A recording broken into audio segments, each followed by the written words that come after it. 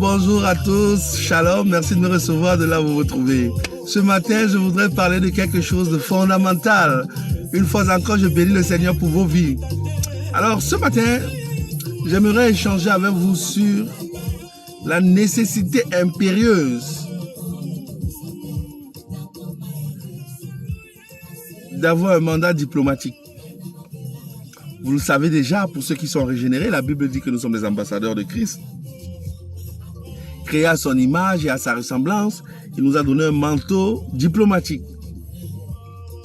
Sauf que nous confessons des choses, nous déclarons des choses, nous professons des choses qui ne correspondent pas toujours à notre réalité véritable. Je me suis posé la question de savoir où est-ce que le problème se trouve. Est-ce parce que les confessions, les déclarations sont vides d'énergie, elles sont dépourvues d'énergie? Est-ce qu'elles sont dues au fait qu'il n'y ait pas davantage de relations particulières entre celui qui déclare et son Dieu? Est-ce que, c'est dû au fait que la voix de celui qui fait une déclaration n'est pas reconnue dans les cieux? Parce que, bien aimé, Dieu te connaît par ton nom. Mais au-delà du fait que Dieu te connaisse par ton nom, il faudrait que ta voix soit reconnue dans les cieux. Est-ce que quelqu'un comprend quelque chose? Am I talking to somebody? Ta voix doit être reconnue dans les cieux. Non seulement par Dieu, mais par tout le conseil des sages, par les anges et tout le reste. Et donc la question est de savoir si lorsque la profession, la confession, la déclaration prophétique est faite, est-ce que si elle n'est pas assez chargée, assez mantonifiée, assez porteuse, elle peut avoir un écho dans le ciel? C'est la première question. L'autre chose, c'est que le Seigneur voudrait véritablement que nous détachons de ce démon de pauvreté. Écoutez, quand je dis démon, c'est pas pour dire qu'il faut commencer à chasser la pauvreté avec des prières et tout. Non, c'est pas de ça qu'il s'agit. Parce que souvenez-vous très bien que Matthieu 6, 33, cherchez premièrement le royaume des cieux et sa justice, et toutes les autres choses vous seront données par-dessus.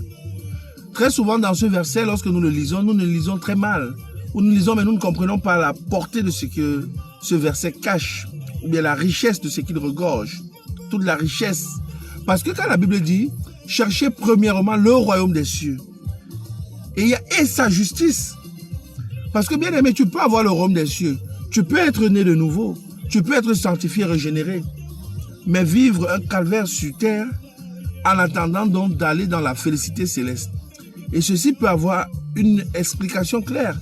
C'est que tu as cherché le royaume des cieux, mais tu n'as pas forcément et nécessairement cherché la justice. Vous savez, la justice de Dieu ne s'obtient pas par décret. La justice de Dieu, justement, c'est un exercice. C'est un effort permanent qu'on fournit pour aller vers la justice de Dieu. Raison pour laquelle beaucoup de personnes sont nées de nouveau, sont régénérées, mais n'expérimentent pas la dimension de puissance et de richesse qui doit être la leur. Donc ce matin, mon propos est de te dire, pose-toi les bonnes questions, bien-aimé. Alors que tu as déclaré, alors que tu as confessé, alors que tu le fais tous les jours, alors que tu as un langage positif, oui, il faut continuer de déclarer, c'est vrai. Mais est-ce que tu vas te limiter aux déclarations qui ne produisent pas quelque chose de concret?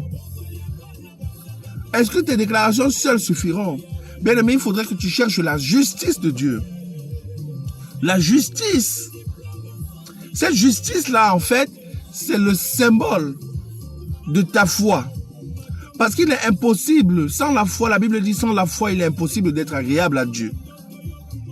La justice dont c'est la question ici, si vous voulez, when I break it down, It comes back to faith. Il est question d'avoir la foi. Or, la foi sans les œuvres est morte. Vous comprenez? Ça veut dire qu'il y a la nécessité, l'urgence d'être non seulement quelqu'un qui déclare, qui professe, qui confesse, mais quelqu'un qui agit dans le sens de ses aspirations. Et c'est là tout le problème. Le chrétien n'est pas reconnu comme le plus bosseur des personnes sur la surface de la terre. Ceux qui connaissent Dieu, ceux qui aiment la chose spirituelle, ne sont pas reconnus comme les personnes les plus travailleuses. Et là est tout le problème. Comment expliquer que les païens prospèrent? Comment expliquer que les païens vont de l'avant? Eux qui n'ont même pas le Christ, qui ne sont pas régénérés, et qui ne connaissent pas forcément tous les principes que nous connaissons. Comment expliquer que dans l'église, il y a comme une espèce d'ensommeillement? Bien aimé, il faudrait qu'on se pose des bonnes questions. Je voudrais qu'ensemble nous associons nos intelligences et qu'à la lumière de la parole de Dieu, nous essayons de comprendre ce qui se passe. Pourquoi le corps de Christ est-il si fragilisé? Pourquoi le corps de Christ est-il si fragilisé? Pourquoi les enfants de Dieu ne reflètent pas l'excellence glorieuse qu'ils professent et qu'ils confessent et qu'ils proclament sur tous les toits? Pourquoi? Où se trouve le problème?